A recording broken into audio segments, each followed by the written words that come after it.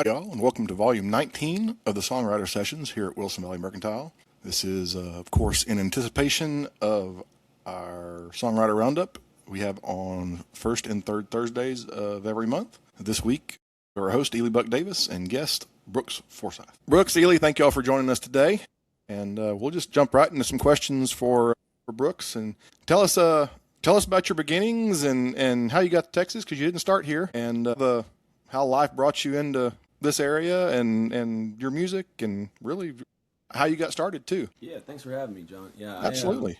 I was originally from Western North Carolina, Boone, North Carolina, tucked up in the northwest part of the Appalachian Mountains, and I grew up listening to all kinds of music. But one guy that was in that area was Doc Watson. So I got lucky to grow up there, and I saw him play live a number of times growing up, and so it kind of instilled that old American traditional music in me a bit. And then yeah, I started playing music, early on, but was playing around North Carolina for a number of years. Once I got to college, I was playing in that time frame. I was starting to travel mainly through North Carolina. But yeah, of course I listened to all kinds of music, but some of it was always rooted in that older style. And I started trying to write songs and whatnot, probably in high school time.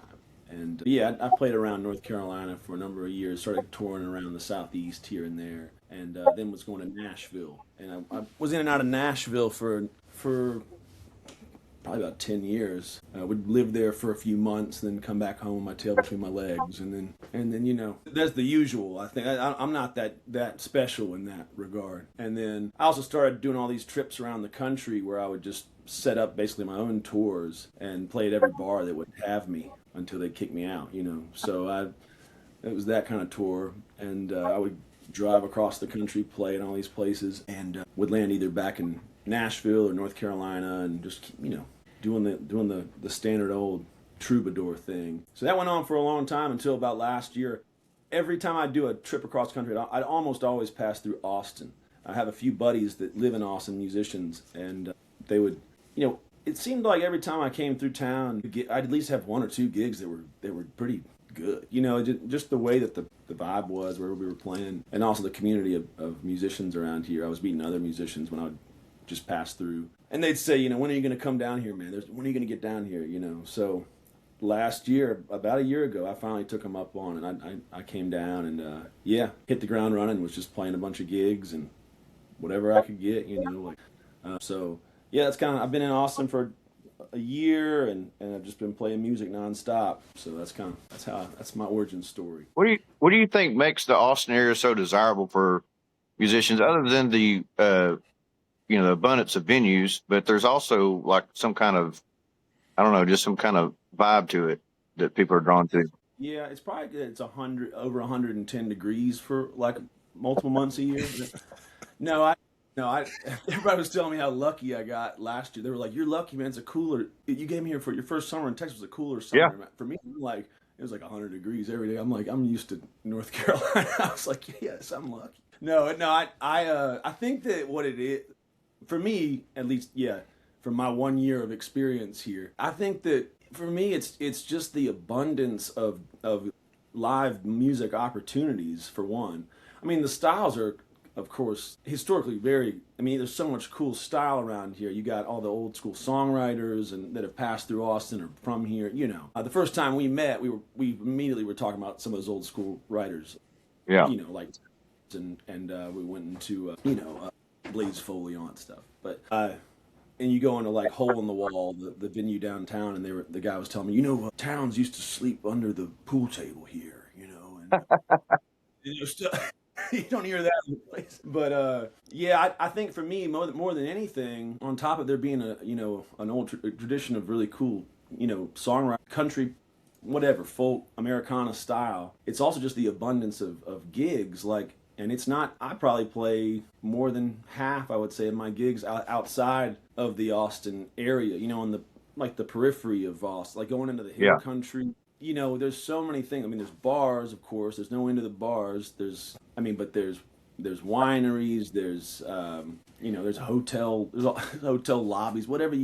If you're trying to make a living starting out as a live musician, and you're trying to take as many gigs as you can get, just to keep a revenue stream. I've had more success with that in the Austin surrounding area than, I mean, probably just about anywhere I've been. I mean, I would say that compared to Nashville, for me at least, it was no comparison. It was like I was here for a month and I was already filling up my calendar. I bet a lot of other musicians, I'm one of the guys that moved to town recently. I bet a lot of the other musicians are like, oh, don't put the word out on that. You know? Kind of putting it out there too much. But yeah, that's been the most promising thing to me, I think. I don't think our community gatekeep too much. I think we're fairly welcoming, as long as the people that come in appreciate what it is here. A lot of my band members are not from, they're from California or Iowa, except for Ralph, our drummer. He's from Houston, but everybody else is from different states. And, when they first moved here, they were kind of intimidated by that Texas pride that we have. We got a little chip on our shoulders or whatever, but for good reason, I think. And but it's funny to see these guys. What are you shaking your head at, John? It's funny to see these guys come from like California, and they're like, they're almost acting like they're too good for Texas, and then they become Texan. They start saying y'all, and then they have that pride, and they kind of try to gatekeep a little bit, jokingly, But I love to see it. I love to see people embracing the culture here and in the music community. What you got, John? So made me think of it. It was a comedian. I heard it a long time ago. I have no idea who it was, but they were talking about state pride, and that they started off somewhere over in the South, and they said they're the only people that are more proud of their state than that is Texans. If Texans don't have something good to say about their state, they'll make up something that sounds good. So that's you made me think of that. That's why I laughed. But it's funny because I never understood that whole Texas stereotype until I moved out of Texas. Because I grew up in Northeast Texas. We were closer. I saw more Louisiana license plates than I saw Texas license plates. We don't necessarily wave the Texas flag as much as it gets, flown in Central Texas. So I just didn't think of myself as this Texan until I moved to Nashville, and everybody was like, "Oh, here comes Tex," And then just from that, then I understood, And especially when I moved back, I appreciate where I'm at. Yeah, well, and I'll take it from a kind of an international perspective. So when I was in college, I did study abroad. I'd lived in Australia for 6 months. And, of course, whenever anybody asks me where I'm from, I don't ever say I'm from the U.S. I always say I'm from Texas. That's how it's always been. Yeah. And they're like, no, you're from the United States. Like, no, I'm not. I'm from Texas. that's where I'm from. You can argue with me all you want, but if somebody asks me, that's my answer. Anyways, we kind of have gone off on a tangent.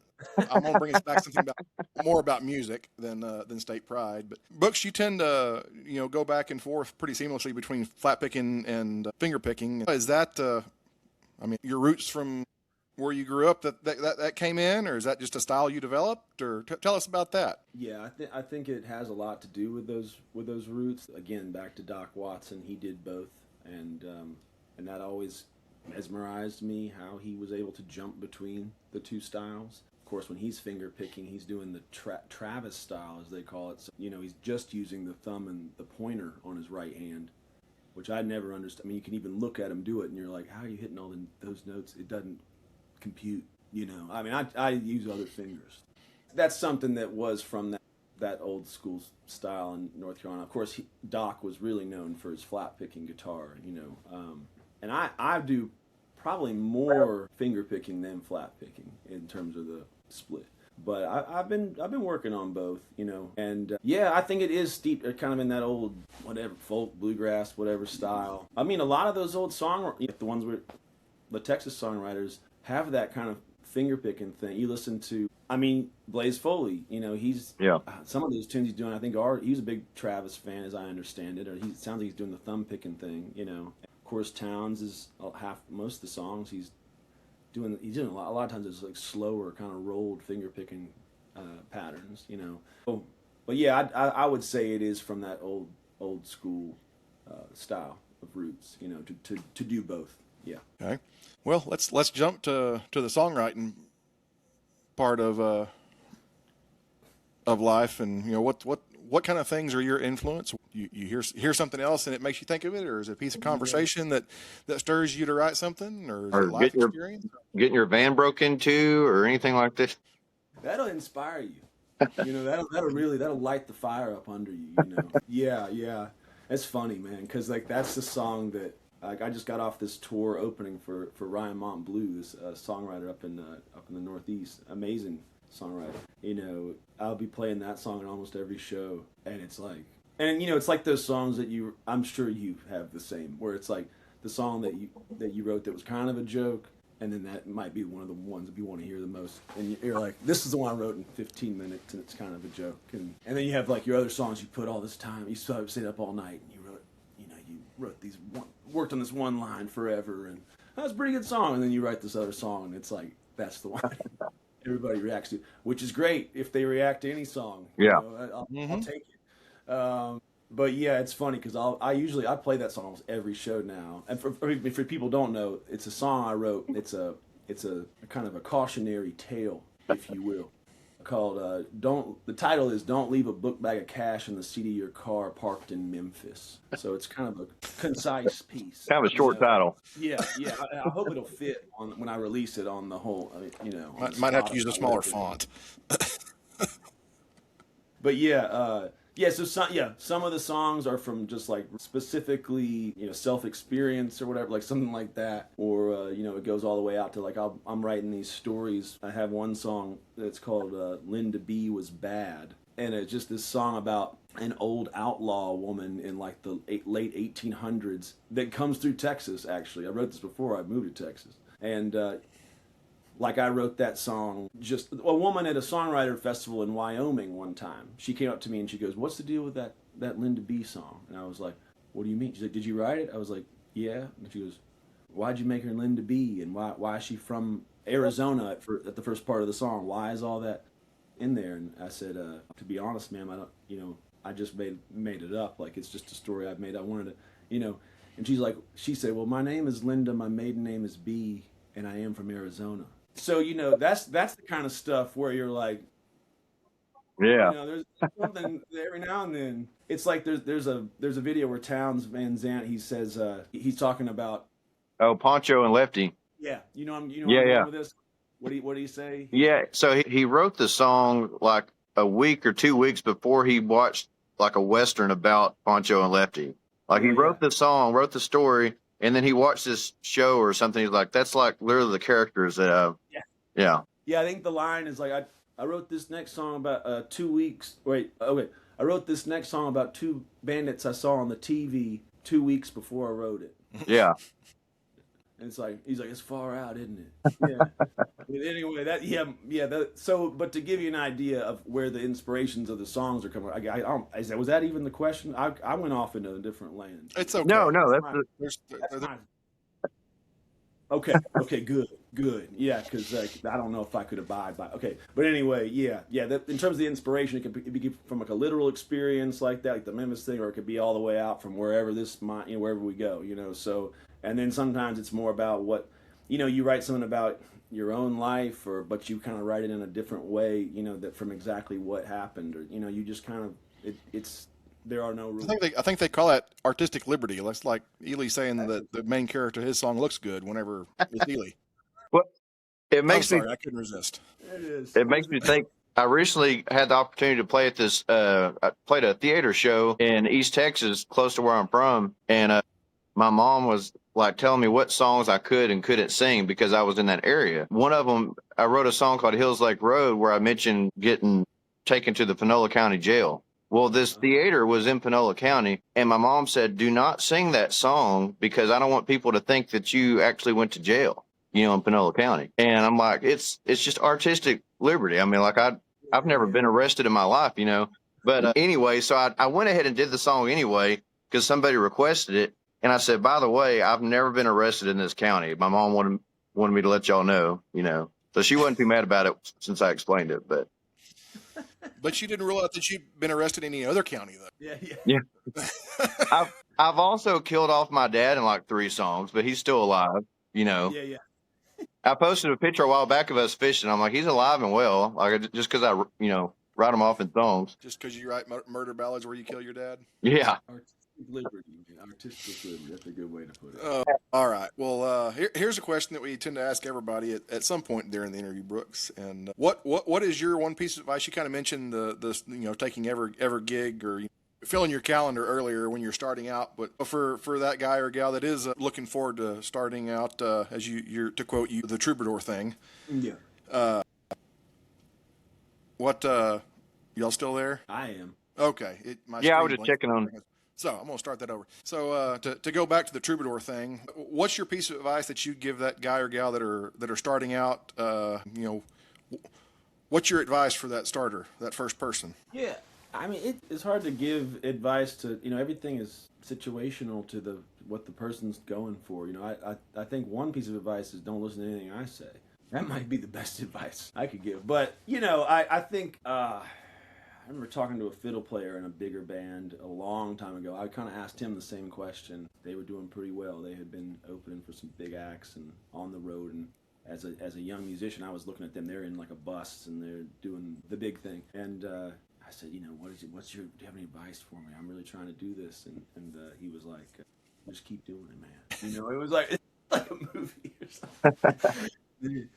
Before he goes to the McDonald's, and then gets in his like sprinter van with like 6 other guys, Mm-hmm. But I mean, like, as simple as that is, it's like how many people. I mean, if you really want it, you just got to keep doing it, because Sure. the lulls of, Ely, I'm sure you could attest to some of this, where it's like when you're trying to really go for it as a main thing, and you kind of have the dips where you'll have like these great runs, and it seems like it's starting to come together in terms of having a steady schedule with doing it. Yeah. And it's the lull times where you have to keep the spirit alive, where if you have to get another job or whatever it is, but to keep it alive, to keep playing and to ride through it. I mean, that's probably the best advice. Just to keep going. That's great advice, because today, with the instant gratification with most kids, they see these people getting on TikTok and becoming an overnight success. They think that that's the only way. They don't realize that you can just go the hard work. And I don't want to get biblical on here, but I mean, there is a scripture about it's better to take the road less traveled than trying to get that instant gratification, which is why we're not supposed to gamble. You're not supposed to try to get that money quick. You're supposed to work long and hard for it. And the end result is more rewarding than, getting it immediately. And I see that with kids that, unfortunately they get this overnight success, but then their career there's no longevity to it. But you look at a Willie Nelson, who didn't really have any major success until he was 40, and then you look at the longevity of his career, just, astounding. That's a good example. I mean, Willie and he was writing all those songs he was getting even big hit songs, but to break through as his own artist. Yeah. Mm-hmm. It's like, can you imagine Willie Nelson sitting at the bar with like Roger Miller and like, we can't make it, man. We just can't. Yeah. It's unbelievable. Well, even when he was writing some of those hits, he was selling them for like $100, or sometimes for a bag of weed or something. He wasn't getting any royalties. What was the story with? I think the song "Family Bible" was one where he sold it for like a record. He was like $50 or something. Yeah. But he needed that $50. He needed it. Who knows what he needed it for? Actually, we could probably take a wild guess. What would Willie do? Yeah. I mean, I was just listening to, I guess, his first record, And Then I Wrote, which is, it's called And Then I Wrote, right? And it's essentially, it's got Crazy on there. It's got Funny How Time Slips Away. That first recording of Funny How Time Slips Away that he did, his version of on that first album, I think it's the first album. The internet will go wild if I'm wrong. We'll just wait, John. You're about to get blown. If it happens, it happens. But but that recording in particular, that Funny How Time Slips Away, it's like that's one of my favorite Willie recordings, and that's saying something for me. I'm a big Willie fan, and I mean, to think that was not what they were looking for in Nashville in terms of his own sound. Obviously, the songs, it was what they were looking for, but his version of it at that time, I listen back to that now, I'm like, that's like one of the marks of what you would, and it's just that can go to show how don't be chasing especially nowadays, don't get caught chasing they're at least caught up too much in chasing what they're looking for. I think a slightly different sentiment or version of that sentiment is be yourself. Yeah. We've had somebody else who has put it that way in the past. So yeah, Well, I think, Yes. and that's where individualism and style comes from too. I think is that long period of working for it versus, I find it hard to believe that a young cat that, pops off, even if they have some initial success, I find it hard to believe that they have any style or real worldly experience to share. I could be wrong. There could be some that are, wise beyond their years, but for the most part, someone that young is not going to have style or wisdom, Yeah. But when I hear someone that's been at it for a decade or more, I'm like, oh, that's what Brooks sounds like. That's what Jake Whalen sounds like. That's what Wes sounds like, because they didn't come up with that overnight. Yeah. I Time and agree with experience. Yeah. Yep. And my thing is like, be a voice that somebody could mimic. Like, it's easy to mimic Willie Nelson. It's easy to mimic Merle Haggard. Like, I could almost sound like them if I wanted to. It's like, that's what I want out of my career, is one day someone could make fun of me because my voice or my style is so different. All the John's time already now. making fun of me. You've already achieved it. I mimic you from behind the bar every single songwriter roundup. Yeah, no, there's a that's the age old. I mean, I think it was George Jones. He was talking about he got to meet Hank. Mm-hmm. He got to meet Hank Sr. And now, of course, that was as everybody, that was one of his big idols. And I think he says that's what Hank told him, was like, hey, listen, I want you to sing like George Jones. I don't want you to sing like Hank Williams. Yeah. Like, because he was trying to, of course, sing like Hank, and George Jones was like, he took that to heart, and then he's got, from then on, his is one of the more distinct voices. Yeah. I mean, you know when it's George Jones. Mhm. So And then there was a whole '90s group of people that started wanting to sound like George Jones. Sure. Like, I think Mark Chestnut is like his own thing. Like, I'm not trying to take away from him, but if you listen to his runs and things, you can tell he was definitely influenced by George Jones. If there was no George Jones, there'd be no Mark Chestnut, in my opinion. Yeah, there's a lot of. I mean, George Jones was a huge. Just want to point out that, Mark, if you're listening, that is Ely's opinion. Yeah, no. Like I said, Mark Chestnut is definitely his own thing, but I can tell that he was influenced by. Well, even Ernest Tubb, when he started out, he was trying to be like Roy Rogers. Uh-huh. And he actually had, I would have to look this up, but he had some kind of vocal damage, like to his vocal cords or something, and it changed the way he sang, and that's where he got his. I mean, if it wasn't for that, he would still be, well, I mean, he's, passed on now, but he would have continued to try to sing like, who did I say, Roy Rogers? I'm Rogers tripping. I'm sorry. Jimmy. I was following. And no. It checked out. Yeah, I'm getting my country music trivia mixed up here. Jimmy Rogers. And cause that makes more sense. Yeah, no. And he even knew Jimmy Rogers' wife. Like, she gave him Jimmy Rogers' guitar and everything, and he was dressing like him, singing like him, and that's so funny, man. Because I was thinking when you said Roy Rogers, I just accepted it as Jimmy Rogers. Like I was even going, yeah, that's it. Yeah. It's like, which wouldn't make as much sense. Not the singing cowboy. I meant the singing brakeman. Yeah. Yeah. The yodeler. Yeah, the yodeler. One and only Jimmy Rogers. I mean, T for Texas, T for Tennessee. Yep. Yeah. Well, guys, thank y'all very much. Ely, you got anything else for Brooks? No, I think that's it. I could ramble on all day. Anything else you want to tell the wide world internet? Thanks for having me back.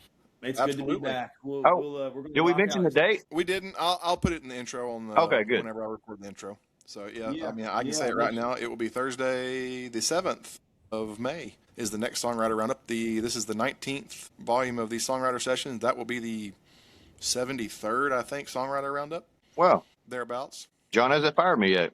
Right on. Doesn't mean I hadn't thought about it, though. Ely, you're pretty okay usually. On it again, yeah. Sometimes you lose my crap on the side of the road, for the farm. I think that was your fault.